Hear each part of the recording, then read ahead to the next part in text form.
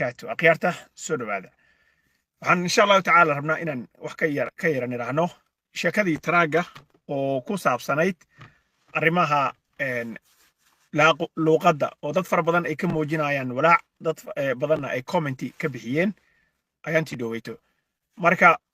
insha allahu tacaala waxaan rabnaa inaan fiirino sida loo enforce garaynaayo oo sharcigan Trump uu saxiixay haddana uu ka daba saxiixay ninka la yiraahdo Sean Duffy oo isagu ah secretary-ga ama xogayaha guud ee wasaaradda gaadiidka ee dalka Mareykanka so sharcigan haddaan fiirino insha Allah waxaan rabnaa inaan idinka dabageeyo memo ama warqad ay isla wadaageen wasaaradda gaadiidka ee Department of Transportation oo ku saabsan sidii sharcigan luuqadda qofka inuu ku hadla ah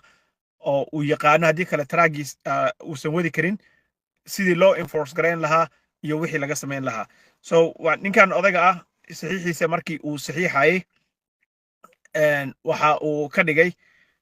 in laba qayb bay u kala qaadeen memogii baan helay oo warqaddii ay gudaha iskala wadaagayeen iyaga dhexdooda oo ay ku dejinayeen policyga sida la yeelayo so qaybta koowaad waxay ka dhigeen in laba qayb bay u kala qaadeen qaybta koowaad waxay ka dhigeen driver interview in darawalka interview lala yeesho taasna waxa waaye bay yiraahdeen darawalka waa la wareysanayaa wareysigaas waxa ay u qoreen sida tan oo soo socota step 1 bay yiraahdeen darawalka interview baa laga qaadayaa si loo go'aamiyo in darawalka uu awood u leeyahay in uu fahmo si ku filan officerka ay wadada ku kulmeen so driver's ability inuu darawalka awood u leeyahay to respond sufficiently to officials inquiries su'aalaha uu weydiinayo inuu ka jawaabi karo darawalka su'aalahaas marka waxaa la sheegay in aan lagu ogolaan doonin telefoon inaad app telefoon aad isticmaashid oo aad sidaas maaragtay ugu turjunto ama lagugu turjumo in aadan isticmaali karin kaarka la dhaho ISP cards Q cardska oo kulligood waxyaabaha wax turjuma ah inaadan isticmaali karin baa la sheegay waxaa kaloo la sheegay phone applications inaan la ogoleyn in aadan qof wacan karinna waa lagu soo daray marka darawalka waxaa laga rabaa in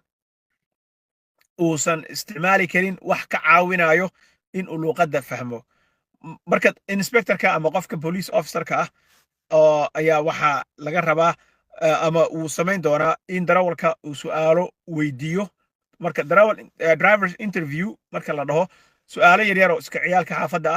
ah xagee ku dhalatay intee ka timi xagee u socotay loorka xagee ka soo qaaday maxaad wadaa waxyaabo iska noocaas oo iska fudfudud baa la weydiinayaa baa la yiri darawalka su'aalo oo hadda ay diyaariyeen oo u qoran oo officer kasta oo dalka Mareykanka jooga looga baahan yahay in uu isticmaalo weli ma aysan soo saarin qof hadda dee lagu qabtayna ma jirto midda kale waxaa aad iyo aad muhiim u ah oon raba inaan idinla wadaago policygan waxa uu dhaqan gelayaa bisha soo socoto 20keeda June 20th buu dhaqan gelayaa marka waxay yiraahdeen haddii officerka uu dareemo in aadan ku filnayn in aad jawaabo ka siiso arrimaha uu ku weydiinayo oo aad si isku filaansho ah uga jawaabi kari weyso wax yar wuxuu isku dayayaa inuu horay ku sii wado laakiin haddii uu arko su'aalihii uu ku weydiinayay su'aalo naftooda laba qayb baa loo kala qaadayaa kuwa waxa waaye waa official inquiries su'aal iska caadi ah kuwana waxaa laga dhigayaa baa la yiri direction uu ku siinayo haddii uu marka amarku siiyo amarkaas waa in aad fahmi kartaa hadda amarkii lagu siiyey aad fahmi kari weyso then waxaa dhacayso in uu officerka go'aan ku gaaro in aadan luuqadda ku hadli karin oo luuqadda dhib ay ka haysato so taas marka waxay keeni doontaa baa la yiri there's no need to go to the next step laba step bay ka kala dhigeen soo maaha midda hore waxay ka dhigeen driver interview haddii marka interviewgiiba aad ku dhacdo oo aad darawalka directionkiisana waxa uu ku faraya fahmi weyso oo uu ku sheegaye aadna fahmi weyso inquirieski su'aalihii uu ku weydiinayay waxay noqonaysaa marka officerka inuu go'aan ka gaaro oo uu go'aamiyo in stepka labaad oo ay ka dhigeen in aad garan kartid highway safety signs highway traffic sign recognition assessment baa la yidhahdaa testi ama imtixaan uu kaa qaadayo officerka uu ku go'aaminayo in calaamadaha aad garan kartid waddooyinka ku yaala so waxaa la yidhi haddii marka hore oo aad fahmi weyso su'aalihii uu ku weydiinayey iyo directionkii uu ku siinayey waxaa meeshaas ka baxay oo u dhammaatay oo ku dhammaaday in uu sii wado qaybta labaad uu gudbo laakiin haddii aad fahmayso xoogaa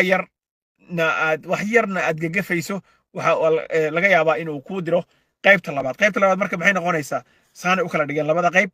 qaybta labaad waxa waaye in calaamadaha highwayada aad garan kartid marka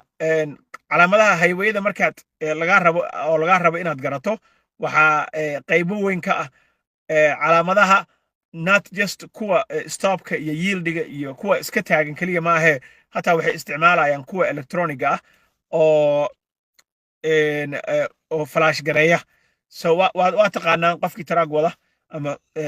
rajo ka qaba inuu wado adigoo freewayga maraayo waxaa arkaysaa calaamad flash gareynaysa specifically si gaar ah marka maaragtay lagaa rabo inaad samaysid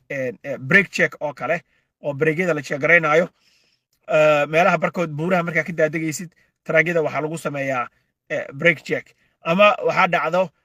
in ay samaynayaan marmar inspection oo meel aysan way station aadan ku ogaan jirin ama miisaan aan oolin ama officerre aysan joogi jirin inay calaamad dhigtaan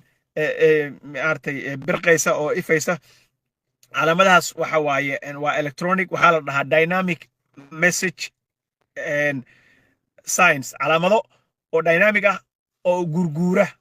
baa ay ku tusayaan so waxay ku siinayaan electronic display changeable kuwa isbedela oo dynamiga ah hataa way ku soo darayaan oo print garaysan marka wuxuu ku tusayaa calaamado weliba calaamadaha taraaga marka waxaan idin soo jeedinayaa asxaabtiina taraaga wada ama rajada ka qaba inay soo wadaan in aad hataa haddii calaamadaha aa u baahan tahay refresher inaad ku samayso ama googleka aad ka gasho oo traffic highway signs aad geliso ama